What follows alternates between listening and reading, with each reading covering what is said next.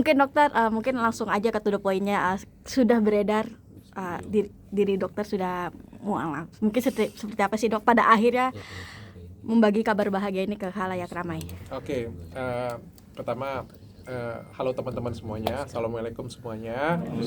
Udah lama banget aku nggak ngobrol dengan media, udah lama banget aku nggak kumpul dan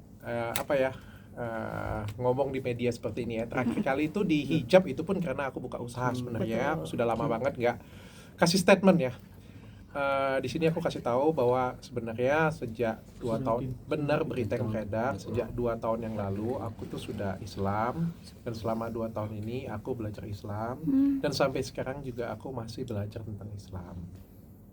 Ada beberapa hal yang membuat aku untuk sementara waktu selama 2 tahun ini memutuskan untuk menutupi.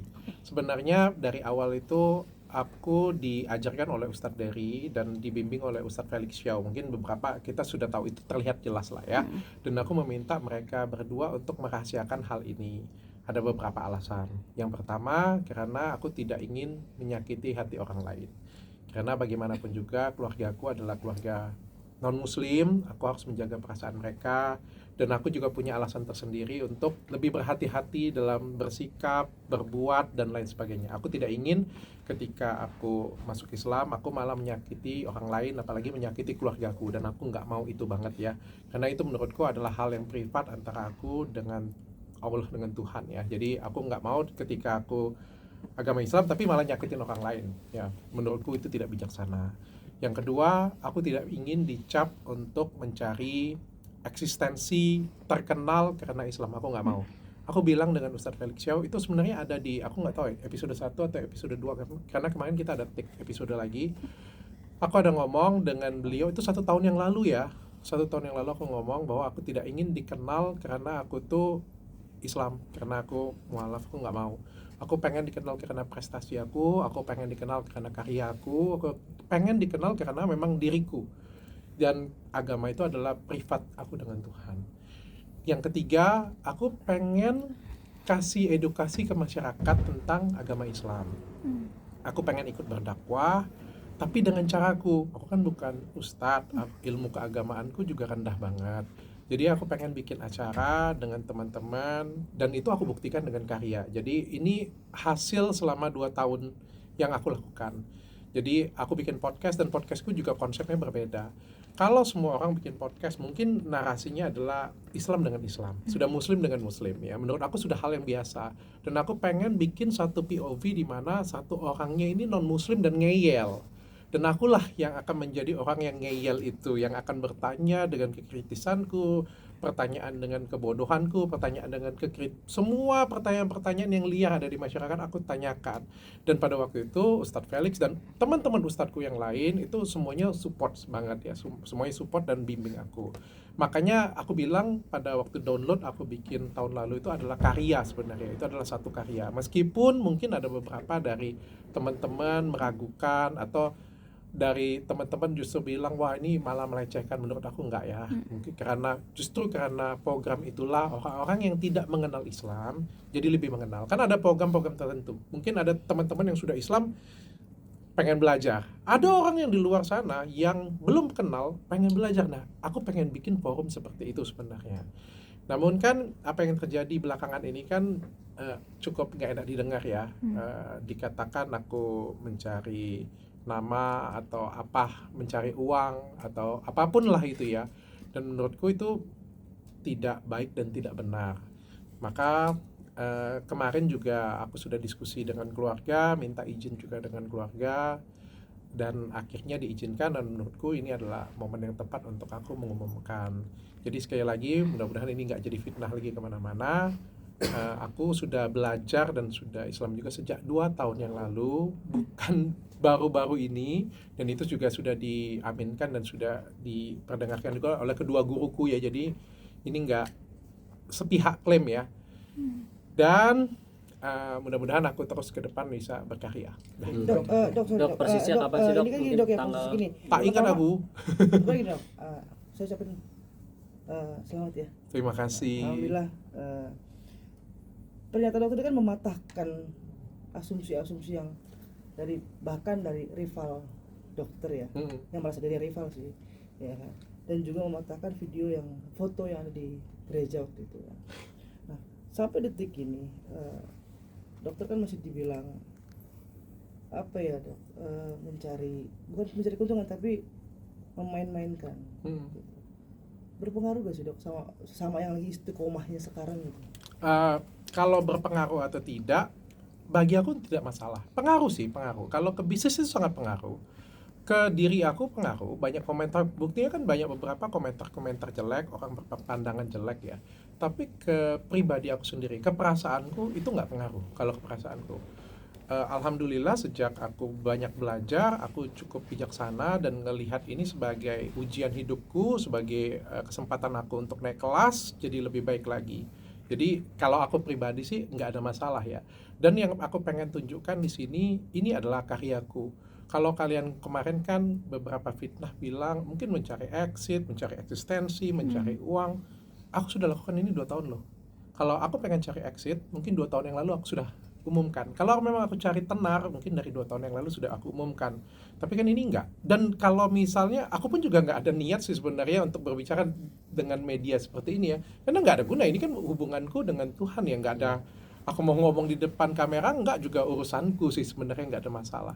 Dan paling nggak aku bisa membuktikan dalam karya. Yang paling penting itu kan bisa kita nunjukin. Kalian Islam atau tidak kan, kalian tunjukin. Kalian sholat nggak? Kalian bersedekah nggak? Kalian kasih apa untuk agama kalian? Dan selama 2 tahun ini, bahkan sebelum aku mengumumkan, aku sudah kasih karya.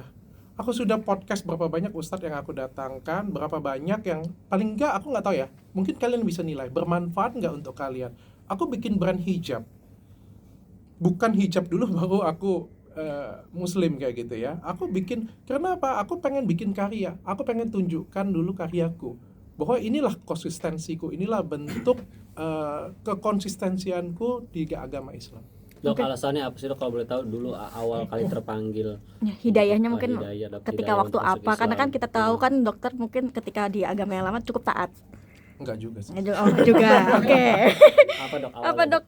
Awalnya enggak sih. Sebenarnya aku ngerasa ada kekosongan aja ya. Jadi mungkin kalau aku bisa flashback balik ya, dulu tuh mungkin aku ngerasa aku sudah sempurna banget, aku sudah ada di puncak juga, aku sudah punya semuanya, aku punya klinik besar, aku punya skincare yang bagus, aku punya masyarakat juga sayang banget dengan aku punya keluarga yang luar biasa sempurna. Tapi aku ngerasa kayak semuanya itu karena aku yang hebat, karena aku yang luar biasa. Tapi aku ngerasa kayak ada yang kosong ya, kayak ada aku kehilangan tujuan hidupku lah. Aku ngerasa tujuan hidupku itu cuma dunia banget ya. Jadi karena kebetulan ada yang ngajarin, ada yang bimbing, itu yang cukup merubah hidup aku sih. Terutama program download tahun lalu sih. Program download tahun lalu itu merubah aku tuh jadi lebih kalem. Mudah-mudahan ya, aku nggak tahu ya, doakan ya. Tapi yang jelas setelah itu kan aku jadi klarifikasi aja aku males sih. Kalian kan cari aku terus kan, pengen tanya soal inilah, itulah, aku aja malas ya untuk klarifikasi ya. Kalau menurut kalian seperti itu ya nggak apa-apa. Kalau ada yang bilang kemarin kan saham 20%, aku jawab juga percuma, memang nggak ada masalahnya, mau ngapa gitu punya. Kalau kalian tanya dengan aku lagi, apalagi fitnahanku, aku juga nggak tertarik untuk menjawab sih. Kalau memang itu yang pikiran kalian ya, aku nggak bisa jawab kayak gitu punya, aku nggak bisa ngomong. Tapi ya syukurnya ada hari inilah aku bisa menjelaskan untuk kalian semua. Dan nggak gampang aku bisa ada di posisi hari ini menjelaskan untuk kalian semua. Dok, respon keluarga sendiri seperti apa dok? Pada saat proses mualaf itu terjadinya di mana, di masjid Di Palembang atau bisa di-spill dengan surat mualafnya tidak dok? Untuk apa? Itu tuh pertanyaan paling konyol yang pernah saya dengar. Mana video apa itu namanya? Ada video syahadatnya. Aduh, itu jawaban yang, itu pertanyaan yang paling konyol yang pernah saya dengar. Saya tanya dengan kamu agama apa? Islam. Ada nggak video syahadatnya? Boleh nggak saya minta? Untuk apa? Emang kalau saya minta kamu jadi masuk surga? Emang kalau saya minta saya jadi masuk surga? Enggak. Ngapain kita meragukan seperti itu punya? Dan itu kan urusan kita masing-masing. Itu urusan saya. Biarkan itu menjadi urusan saya dengan Tuhan. Yang jelas saya lakukan itu dengan guru saya. Dan kemarin juga kan kita sudah ngobrol sama-sama ya semuanya ya. Jadi aku lakukan itu di Palembang dan proses belajar sih, sampai hari ini juga aku proses belajar. Itu Kalau kamu tanya sertifikat, aku kemarin ditandatangani sertifikat dikasih ke aku, cuma aku nggak tertarik juga dengan sertifikat itu. Aku ngomong dengan Ustadz Dery, bagi aku nggak penting. Untuk apa sih sertifikat itu? Aku bilang yang paling penting kan hati aku, bukan sertifikatnya. Mana yang lebih penting, KTP kalian Islam atau kelakuan kita yang Islam? Kadang-kadang kita pengennya KTP-nya Islam tapi kelakuannya kagak Islam. Aku juga nggak ada guna, aku juga nggak akan pakai untuk nikah lagi, jadi untuk apa? Respon keluarga, respon keluarga, orang tua, Tentang terus putusan istri, ini cukup berat ya kan Dok, artinya keluarga besar memang sangat. Iya, jadi kalau respon keluarga, yang pertama penolakan ya. Dari 2 tahun yang lalu itu penolakan yang besar-besaran banget, bahkan aku diancam atau apalah begitu ya. Tapi ancaman keluarga lah ya, mungkin. Tapi ya aku diam aja, mungkin strategiku juga kan pelan-pelan untuk dibicarakan. Mungkin mereka mendengar dari media, pelan-pelan mereka sudah terbiasa. Tepatnya 1 tahun yang lalu istriku baru aku kasih tahu, istriku juga go ahead, nggak jadi masalah. Kalau memang itu yang pilihan hidup kamu, dia bilang ya lakukan saja. Aku senang banget dan istriku support banget. Yang paling sulit kan menghadapin keluarga besar ya, orang tua dan lain sebagainya. Tapi sekitar mungkin nggak sampai 1 bulan yang lalu aku sudah putuskan dan aku berbicara dengan mereka dan alhamdulillah mereka bisa mengerti. Maka kalau mereka nggak mengerti mungkin aku nggak umumkan juga hari ini sih. Kemarin aku nggak umumkan, tapi karena mereka sudah mengerti, ya udah akhirnya saya ambil keputusan jalan ini. Istri sendiri mohon maaf masih di agama yang sebelumnya atau ikut mualaf juga sama kayak dokter? Doakan saja. Ini juga ya untuk teman-teman ya, aku kasih tahu ya, bahwa menjadi seorang mualaf atau pindah ke agama yang baru itu nggak gampang ya. Aku juga pasti harus banyak belajar, dan untuk terutama kan di lingkungan keluarga aku juga non muslim, nggak gampang. Jangan sampai kalian itu menganggapnya aku tuh harus kayak gimana ya, kayak ustadz lah kayak gitu ya. Aku jauh banget, aku cuma belajar doang kok, dan doakan sajalah istriku pokoknya bisa mau belajar juga. Ini kan pelan-pelan ya. Sebenarnya strategi gue dari pertama kali kan bikin hijab itu salah satu strategi juga ya. Sekaligus bisnis, kan menyelam minum air boleh ya, bisnis juga, melibatkan istri juga. Karena dia ngomong, kalau aku ngomong dengan dia kan, aku mau bikin brand hijab, aku bilang. Kalau dia pada waktu itu ngomong aku nggak mau, aku nggak bikin. Tapi pada waktu itu istriku bilang, gas, dia bilang, ayo bikin. Dia bilang, tapi aku bilang, kalau misalnya bikin, nanti kamu yang jual ya. Masa aku yang jual, aku bilang, oh iya nggak apa-apa. Kan itu kan salah satu langkah nih awal. Kalian kan jangan minta langsung muluk-muluk lah. Pelan-pelan, langkahnya pelan-pelan. Tapi Dok, kabar ya, kemarin misalnya istri sendiri juga pindah agama tapi bukan ke Islam, entah Buddha atau Hindu gitu Dok. Boleh Ya, sekali justru- dikasih, Dok? Justru itu yang sebenarnya menunjukkan bahwa ini tidak gimmick. Ya, karena awalnya saya itu adalah Katolik, istri itu adalah Buddha. Istri pindah ke Katolik itu karena menikah dengan saya. Dan ketika saya pindah memeluk agama lain, maka ya menjadi apa ya? Ya berarti kan nggak perlu lagi dong kan dia pada waktu itu pindah ke Katolik kan karena pernikahan. Sehingga dia bilang dia mau apa yang dia percayain. Ya saya bilang monggo, nggak ada masalah. Seperti dia membebaskan saya, kepercayaan saya, ya saya juga membebaskan kepercayaan dia. Asal kita janji sama-sama itu membuat kita menjadi pribadi yang lebih baik. Dia bilang mau agama apapun nggak masalah. Yang penting kamu jadi orang yang lebih baik, pribadi yang lebih baik, laki-laki yang lebih baik, suami yang lebih baik, suami yang lebih baik, dan pimpinan yang lebih baik. Aku bilang ya siap. Dan selagi dia menjadi istri yang baik, aku sih nggak ada masalah. Pelan-pelan ya kita ya. Berarti setelah dokter pindah agama baru istri kembali lagi ke agama. Betul. Dan dia duluan yang mengumumkan sebenarnya, bukan aku. Nah, anak-anak sendiri Nah. gimana, Dok? Kan dokter Islam. Mungkin bisa di podcast orang lain bisa dibahas ini karena saya Islam, istri Buddha, anak-anak Katolik masih sampai sekarang. oh, anak-anak Masih ngantar ke gereja kan ke anak-anak? Anak-anak ke gereja setiap minggu masih ke gereja. Dan bagi aku nggak jadi masalah. Mereka nanti pada saat dewasa mereka akan memutuskan apa yang terbaik untuk mereka. Berarti sudah kasih pengertian Dok, artinya Iya. kan biasanya kan bareng-bareng nih sekeluarga ke gereja setiap minggu. Ini harus anak-anak sendiri sudah kasih pengertian atau seperti apa? Sudah, mudah-mudahan. Responnya mereka, Dok? Respon mereka support sih kita, pokoknya satu keluarga kita support.